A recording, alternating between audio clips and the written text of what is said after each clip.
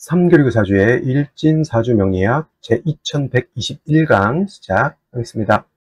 오늘은 양력으로 2024년 8월 27일이고요. 음력으로는 2024년 7월 24일입니다. 오늘 명식은 갑진년 인신월 개해일이 되겠고 일진은 개해가 되겠습니다.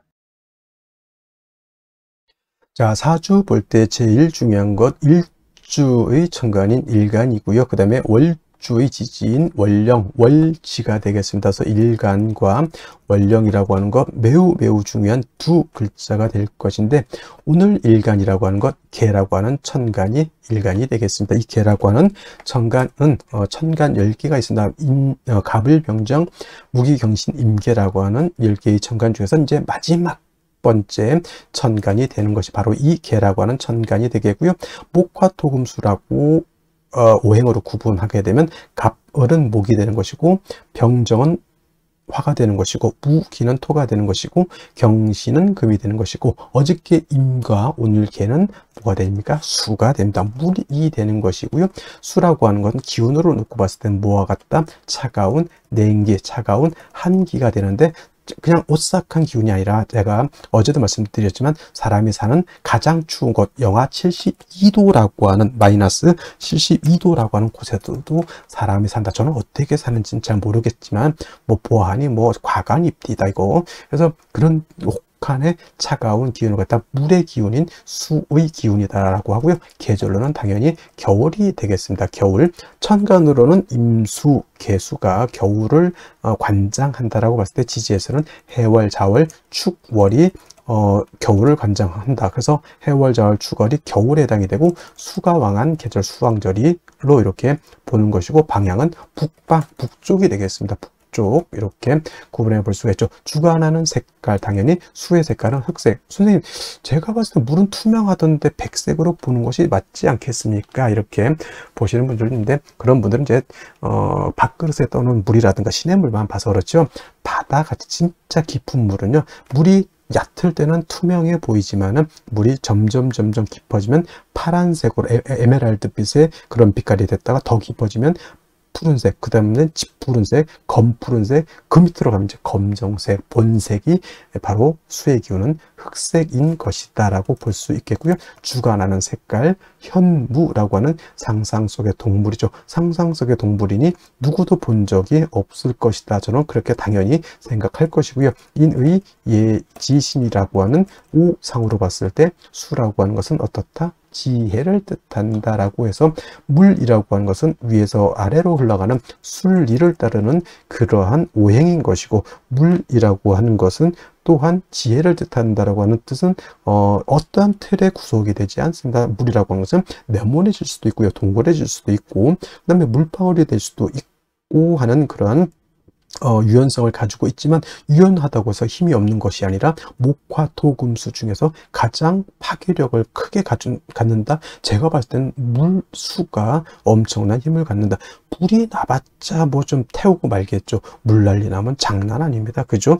하다못해 저 쓰나미 한번 일어나 보십시오. 좀 영화도 해운대 같은 영화라든가 쓰나미 같은 거, 일본 저기 후쿠시마 거기 지금 오염수 그런 얘기도 하고는 있지만은, 그 쓰나미라고 하는 것이 엄청난 그러한 파괴력을 가지고 있다라고 하는 것, 여러분들 꼭 명심해 두시기 바라고요. 자, 다시 수라고 하는 것, 다시 음과 음수와 양수로 이렇게 구분해 볼 수가 있죠. 어저께 공부했던 임수라고 하는 것이 있었습니다. 임수라고 하는 것은 양의 기운을 가지고 있는 수라고 설명을 드렸죠. 그래서 임수라고 하는 것은 양의 기운, 크고 넓고 깊은 개념의 물이라고 해서 대수죠. 가장 큰 물은 바다, 다음 뭐 강도, 양쯔강, 한강, 미시시피강, 나일강 뭐 등등의 강이 있고요. 또 호수 같은 경우에도 한반도보다 더 큰 호수가 있다라고 이렇게 보고가 되고 있습니다. 그래서 임수는 양수로서 대해수 같고, 바다라든가 큰 강, 호수와 같은 개념이다라고 봤을 때, 상대적으로 음수인 개수는 우로수라고도 표현하죠. 비우자 이슬로자, 하늘에서 내리는 이슬비 같은 개념으로 보기도 하고, 옹달샘 있죠. 옹달샘, 깊은 산 속 옹달샘 같은 작고 맑고 깨끗한 물 또는 정화수 같은 거, 음용수 같은 거, 성수 같은 개념 이렇게 볼 수가 있는데 핵심은 여러분 공통점이 있습니다. 우로수라고 하는 개념, 옹달샘, 정화수, 음용수, 성수의 공통점은 뭘까요? 그렇죠. 맑다라는 거예요. 맑다. 맑고 깨끗하다. 좀 유식하게 표현하면 청징하다, 청량하다라고 하는 것이 개수의 특징. 그러면 임수는 더럽습니까? 아니죠. 임수, 수라고 하는 것은 자체가 맑고 깨끗함을 좋아하지만 그 중에서도 임수와 개수라고 놓고 봤을 때 어떤 물이 더 깨끗하냐는 얘기죠. 깨끗함을 원할 때는 임수, 바다 안에는, 강 안에는, 호수 안에는 미역도 있고요. 뭐 흙탕물도 있을 수 있겠지만 이 사람이 먹을 수 있는, 그래서 제가 음용수라고 비유를 하는 이유도 거기 있고요. 그 다음에 성수, 캐톨릭에서 쓰는 성수가 더러운 말이 됩니까? 이게 하늘의 기도를 드리는 정화수가 더러우면 되겠냐고요. 그래서 맑고 깨끗하다라고 하는 것을 강조하기 위해서 제가 이 음용수, 성수, 정화수를 비유를 들은 거고, 그 개수의 핵심 바로 이 맑고 깨끗함에 있다라고 하는 것이 가장 큰 특징이다라고 여러분들이 꼭 기억해 두시면 되겠습니다. 자, 임수라고 하는 것 설명, 신왕했을 때 뭐라고 했습니까? 물이 많아지기 때문에 무토로서 제방하고 병화로서 조후하면서 무토를 도와줘야 된다, 이렇게 말씀을 드렸는데, 개수는 왕하더라도 무토 기토를 쓰면 된다, 안 된다? 안 된다. 무토가 왕해지게 되면 개수는 땅속에 매몰이 될 것이고요. 기토가 있게 되면 개수를 갖다가 탁수로 만들어 버리면 개수의 핵심이 뭐다? 청징함이죠. 맑고 깨끗해야 되는데 땅 속에 묻혀버린 물을 갖다가 여러분 마실 수 있겠습니까? 또는 흙탕물인 탁수를 갖다 여러분 마시라면 마시겠습니까? 이건 못 마시죠. 그래서 개수는 토를 보게 되면 안 되고, 만약에 부득이하게 무토기토가 사주에 섞여져 있다? 간목으로서 토를 제거시켜 준다. 이 간목은 비유를 하자면 정수기의 필터 같은 개념이라 생각하시면 돼요. 정수기 필터가 물을 깨끗하게 걸러줘. 또는 어떤 것, 불의 옥잠 같은 것도 있죠. 불의 옥잠 같은 경우는 더러운 물을 갖다가 이렇게 걸러주는 역할, 미나리깡의 미나리 같은 경우도 물을 깨끗하게 만들어주는 역할을 하죠. 또는 뭐가 있습니까? 연꽃 같은 경우도 물을 정화시켜주는 역할을 하죠. 바로 이 간목이라고 하는 것이 그런 역할을 한다. 그래서 토가 있어서 물이 타게질 때는 간목으로서 그걸 제거시켜서 물을 깨끗하게 만든다라고 보시면 되겠고, 개수일간도 일간이 신왕할 때가 있겠죠. 물이 많아질 때가 있습니다. 그러면 임수같이 무토를 쓸 것이냐? 개수는 무토를 쓰면 안 되고요. 개수일간이 왕할 때는 반드시 병화를 쓰고 간목으로서 병화를 보좌해 줘야 된다. 왜 병화를 쓸까요? 물이라고 하는 것은 얼면은 뭐가 됩니까? 얼음이 되죠. 물이 얼어서 얼음이 되면 마치 경금과 같이 되죠. 여러분들 물에서는 수영을 할 수 있는데 얼음 위에서는 수영할 수 없죠. 자칫 자빠졌다가는 팔이 부러지고 다리가 다치고 머리가 깨질 수 있습니다. 얼음 마치 경금화 되는 것이죠. 그래서 물은 얼면은 물로서의 용도가 떨어지기 때문에 물이 얼지 않도록 만들어줘야 된다. 근데 수라고 하는 건 뭐라고 했습니까? 임수든 개수든 수의 기운은 냉기, 한기라고 했죠. 영하 72도 제가 그래서 설명드린 겁니다. 물은 얼면 얼음이 되죠. 얼음은 금이 된다, 이렇게 생각하시면 돼요. 그래서 물에 영해지면 한기가 가중되기 때문에 반드시 화가 있어서 따뜻하게 녹여줘야 되는데, 이때 조후로 하는 화는 정화를 쓰는 것이 아니라 병화를 써야 되고, 개수가 왕할 때 병화를 쓸 때는 수극화해서 병화 자체가 약해지기 때문에 반드시 간목으로서 병화를 갖다가 도와줘야 된다, 생조해줘야 된다, 유식한 말로 좀 보좌관이죠. 보좌해줘야 된다, 이렇게 보시면 되겠습니다. 그래서 개수라고 하는 특징은 같은 수라 하더라도 임수를 왕하면 무토를 쓰지만, 같은 수이지만 음수인 개수는 토를 쓰는 것이 아니라 목화를 용신으로 쓴다라고 하는 것. 물론 개수도 무토를 쓸 수 있습니다. 왜냐? 언제냐? 예를 들면은 개수 일간이 해월이라든가 자월 같은 데 태어나서 임수가 천간에 만약에 투출했다? 이때는 무토를 쓸 수 있습니다. 이때 무토는 개수를 제하는 것이 아니라 투출된 임수를 제하기 위한 무토를 쓰는 것이고, 이런 경우에도 마찬가지로 무토 병화를 아울러서 써야 된다. 왜냐하면 수가 왕해지면 물만 많아지는 것이 아니라 한기가 발생해서 천하가 얼기 때문이다까지 여러분들 기억해 두시면은 개수에 대해서는 크게 바는 아니고, 역시나 용신, 개수일간은 왕할 때는 용신은 병화, 간목, 간목, 병화를 쓰는 것이고, 임술관이 약한 경우도 있죠. 이때는 반드시 뭘 써야 된다? 금으로서 금생수, 수의 개수의 근원을 마련해 줘야 된다. 수원지를 만들어 줘야지 개수가 탁해지지 않는다. 임수는 큰 물이기 때문에 조금 수가 약해도 금방 증발되거나 약해지지 않지만, 개수는 우로수, 금방 뜨거워지거나 수가 근원이 없어지게 되면 금방 증발되거나 수원이 탁해집니다. 그죠? 그렇기 때문에 계속 물이 끊임없이 흘러줘야 되죠. 그래서 개수는 정화가 간목을 사시사철 필요로 하듯이 개수 또한 사시사철 금이 있어서 수원을 마련해 줘야 되는데, 개수는 정인인 경금을 좋아할까요? 편인인 신금을 좋아할까요? 이렇게 물어봤을 때 육친론을 배우신 분들은 당연히 경금이죠, 이렇게 말씀하시는 분들도 있겠지만은, 개수는 일간 개수의 특성으로 봐서는 신금을 더 좋아합니다. 왜냐하면 경금은 왕금이죠. 큰 금이고, 좀 경금은 원철과 같다 그랬죠. 좀 탁기가 있는 금이기 때문에 자칫 잘못하면 금다수 탁이 될 수 있기 때문에, 개수는 부득이한 경우가 아니고서는 신금으로서, 음금인 신금으로서 음생음의 공, 음생지공이라고 하죠. 그래서 개수는 음금인 신금으로 생해줘야지 금도 깨끗하고 물도 깨끗해질 수 있다 정도 기억해 두시면 되겠습니다. 그러면 선생님, 개수, 요즘 신금 없으면 경금 못 씁니까? 아니, 당연히 일간 약한데 신금 없으면 당연히 경금 써야지요. 뭔 소리입니까? 그냥 둘 중에 있을 때 어떤 것이 더 좋냐 물어봤을 때 당연히 신금이지만은, 4월, 5월, 미월, 진술중 미월에 태어났을 때 일간 개수가 약하면 당연히 경신금을 구분할 필요가 없습니다. 그때는 일단 있는 거 끄집어 당겨 써야죠. 배가 고파서 지금 죽게 생겼는데 그때 뭐 죽인지 밥인지 거 구분할 필요가 있어요? 없어요. 일단 먹고 보는 것이, 그렇죠? 그래서 개수일간은 왕하면 병화 간목, 약하면 금으로서 개수를 생해줄 때 일간의 특성상 양금인 경금보다는 음금인 신금이 더욱더 좋다. 이는 개수가 뭘 좋아하기 때문에? 청징함을 좋아하기 때문에 그렇다. 해서 일간의 특성을 아는 것이 그만큼 중요하다는 것이 바로 이러한 것이 연유가 되기 때문에 그렇습니다. 자, 그러면 다음 개수일간이 태어난 월령에 대해서 알아보도록 하겠습니다. 자, 다음으로 개수일간이 태어난 월령은 신월이죠. 자, 월원이라고도 하고, 월령이라고도 하고, 지라고도 하고요. 월원이라고도 표현을 합니다. 뭐, 제강 이렇게 표현하시는 분들도 있는데, 이건 좀 세 가지 정도만, 용어는 세 가지 정도만 알아두셔도 되겠고요. 공통적으로 가리키는 것은 어디다? 월지의 지지를 말하는 것이고요. 이 월령, 월지, 월원이 중요한 것은 계절의 개념, 춘하추동의 개념을 가지고 있다. 이 춘하추동이 왜 중요하냐?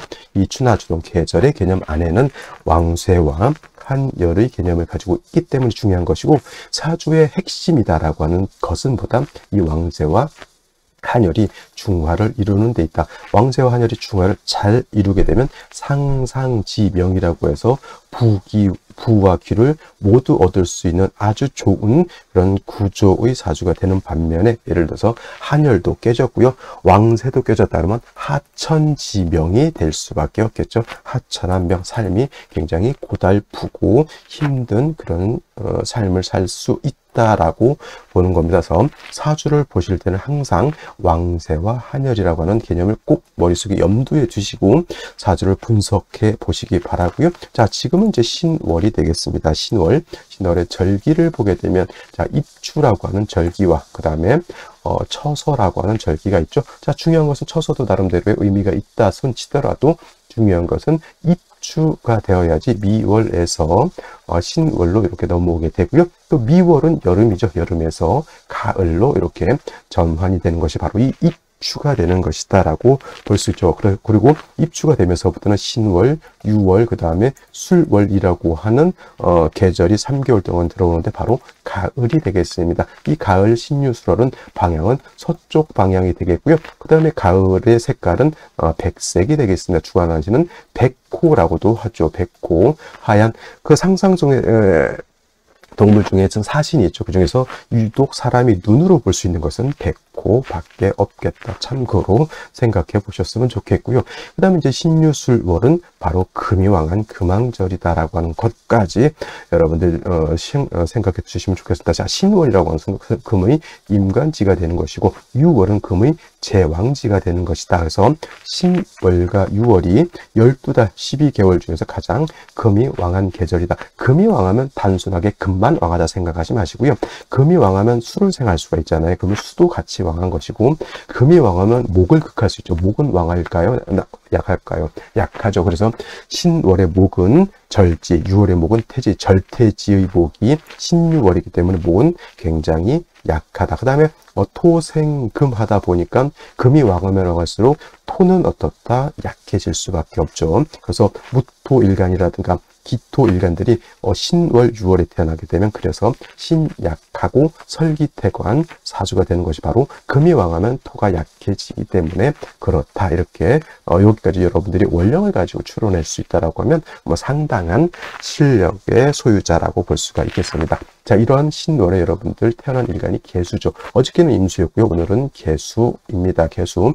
임수는 큰 바닷물과 같다라고 했고요. 개수는 작은 우로수와 같기 때문에 월령에 있는 금이 일간을 생해주고 일간 개수가 월령에 있는 임에 통근할 수 있다라고 하는 것은 좋지만은 금이 너무 많게 되면 특히나 작은 우로수 같은 경우는 금다수 탁이 될 수 있다라고 하는 것. 즉 금생수하지만 금이 너무 많으면 오히려 물이 탁해진다라고 하는 것 또는 물이 막힌다라고 하는 개념으로 이해해 두시면 좋겠습니다. 그래서 신월에 있는 월령에 있는 금만 있다라고 봤을 때는 금다수 탁까지는 보지 않지만 타간지로 다시 금이 많아지게 되면 금다수탁할 수 있고, 이렇게 금이 많아지게 되면 비견겁제가 있으면은 수가 많아지게 되면 금다수탁을 해결할 수가 있겠고요. 또는 화가 있어서 화극금에서 금을 갖다가 억제시켜 주는 것 또한 금다수탁을 막을 수 있는 방법이 되는데, 이때 비견겁제가 있는 것이 좋을까요? 아니면 재성인 화가 있는 것이 좋을까요? 그래서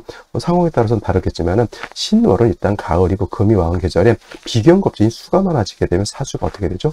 한습해지죠. 그래서 신월 같은 경우는 비견겁제가 있어도 도움을 받겠지만은 화가 있는 것이 조우도하면서 금을 갖다가 억제시켜 줄 수 있다. 근데 화라고 하는 것은 병화와 정화라고 있는데, 조후를 위해서는 병화를 쓰는 것이고 금을 억제하는 것은 정화를 쓴다라고 하는 개념으로 봤을 때, 금이 많아진다라고 봤을 때는 뭘 쓴다? 이때는 정화로서 금을 갖다 억제시켜 주는 것이 필요하겠죠. 정화를 쓸 때는 달랑 정화만 써서는 안 되고 반드시 정화의 짝꿍인 간목으로서 정화를 생주해 줘야 된다. 수의 기운을 설해서 목이 다시 화를 생해 주게 되면 이 화는 금을 억제시켜 주고 적절하게 정화 자체도 조우를 전혀 못하는 것은 아니지만 조우까지 겸비해 줄 수가 있겠다. 근데 금이 그렇게 많지 않습니다라고 봤을 때는 그때는 병화를 써도 크게 문제될 바는 아니다. 물론 병화라고 하는 것도 신월의 병화는 약하기 때문에 간목으로서 병화를 생주해 주거나 아니면 지지로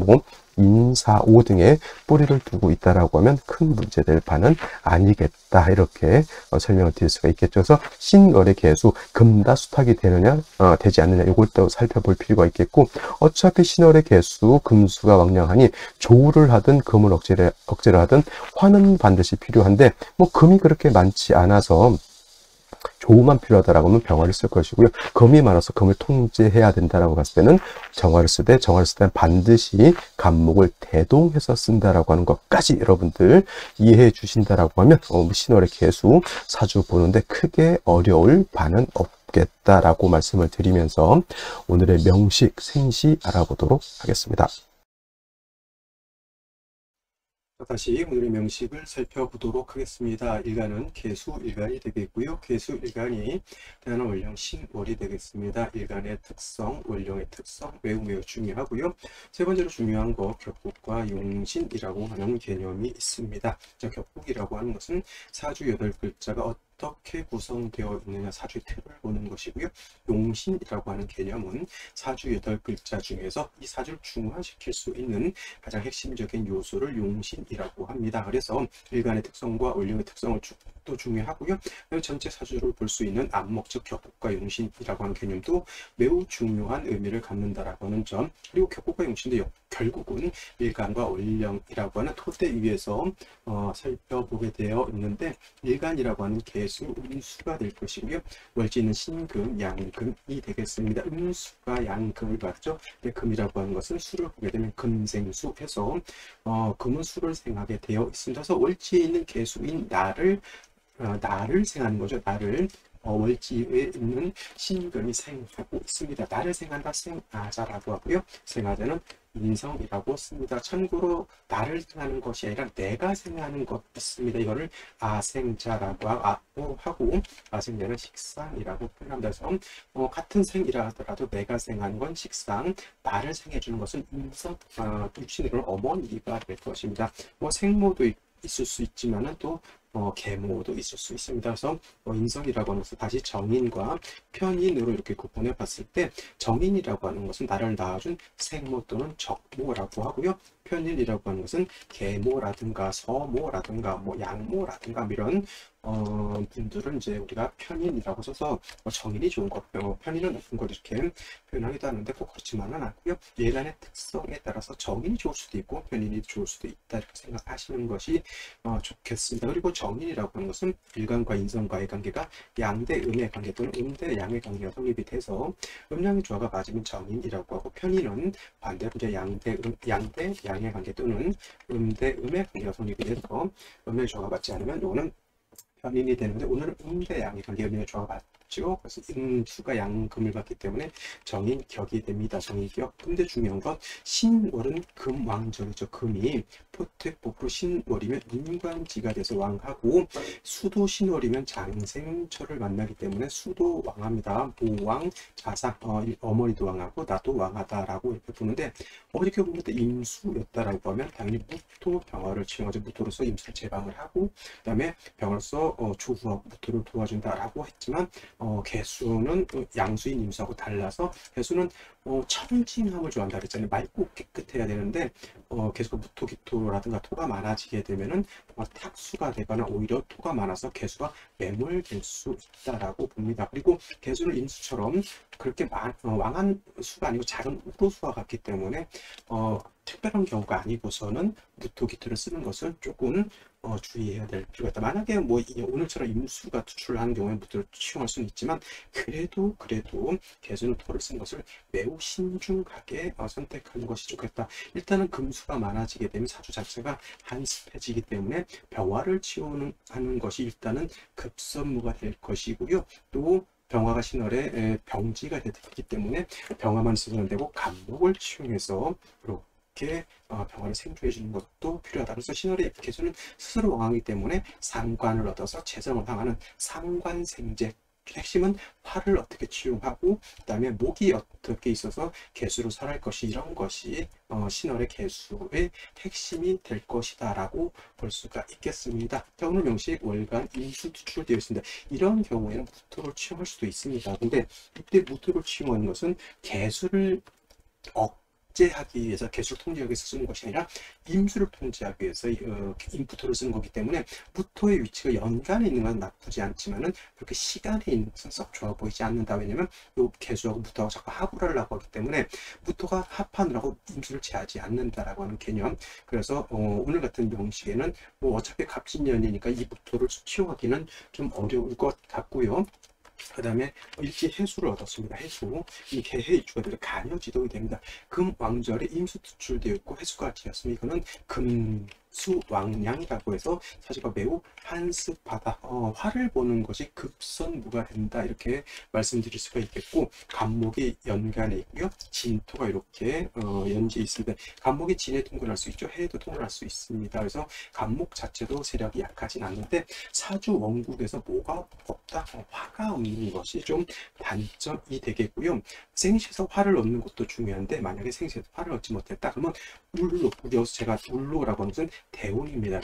대운에서라도 목화운으로 가는 것이 매우 중요하다. 이렇게 말씀을 드릴 수가 있겠습니다. 그러면 생시를 보면서 설명드리도록 하겠습니다.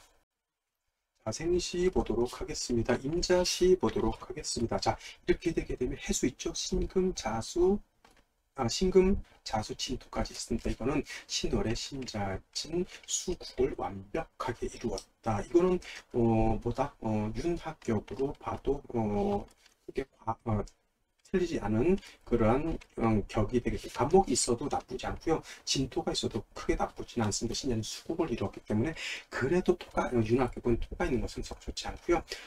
이건 이제 이론상은 윤학격으로 보지만 저 같은 경우는 내격으로 봅니다. 그래서 이런 경우에는 아들보다는 딸로 태어나는 것이 제가 봤을 때는 좀 더 바람직하다라는 생각이 들고요. 그 다음에 경신시 같은 경우도 금화가 다시 금을 받습니다. 금. 간목이 있으니까 화가 있으면 수생목 육생할 수 있나? 틀은 갖추어졌죠. 그래서 이 경우에도 경신시, 신유시 마찬가지입니다. 아들로 태어나게 되면 화가 없는 것이고 원국에 화가 없더라도 딸로 태어나게 되면 대운이 벌써 60년간보다 57이니까 67세까지가 목화운이 되게 나쁘지 않은 겁니다. 이게 대원국이 없다 하더라도. 그래서 임자시, 경신시, 신유시, 계해시 정도는 아들보다는 딸이 유력하게 좋은 생시라고 보여지고요. 한 가지 병진시 같은 경우에는 아들도 나쁘지 않고 딸도 나쁘지 않습니다. 왜냐하면 병화가 중간에 투출되죠. 단점은 병화가 지지에 뿌리가 없다라는 단점이 있죠. 간목이 병화를 생주해 주는 것이고, 그래서 병신시가 되면 뭐 남자도 썩 나쁘지 않다라고 보지만은 병신시도 결국은 여자가 조금 더 아들보다는 좋지 않을까라는 생각을 해보게 되고요. 오늘 중에서 결코 선택하지 말아야 될 생시가 있다라고 하면 제가 봤을 때 이 정사시입니다. 물론 팔을 얻는 것은 나쁘지 않지만 이거는 사회충이 되는 것, 이거는 제가 봤을 때는 썩 좋아 보이지 않고요. 무호 기미씨 같은 경우에도 물론 팔을 얻었죠. 무호는 기미로 팔을 얻은 것이 아닙니다. 그리고 개수 입장에서 천간에 묵토 기토 투출하는 것은 개수 입장에서 썩 좋아 보이지 않는다. 단 그래도 좀 봐줄 수 있는 것은 간목이 연관이 있기 때문에 묵토를 갖다가 통제 억제할 수는 있다고 보지만, 그래도 제가 봤을 때는 무호 기미씨를 선택할 바에는 차라리 병진씨를 선택하는 것이고, 여명 딸인 경우에는 경신신유씨를 선택하는 것이 무호 기미씨보다는 훨씬 좋을 것이다, 이렇게 생각을 해보게 됩니다.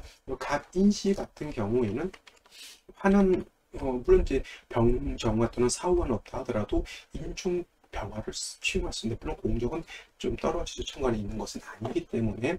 그래서 이런 경우에는 이제 아들로 이제 태어나는 것이 좋고, 딸도 뭐 그럭저럭 나쁘진 않습니다.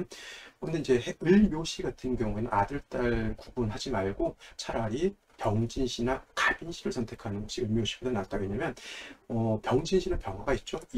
갑인시는 인중병화가 있습니다. 근데 을묘는 그냥 승목이죠.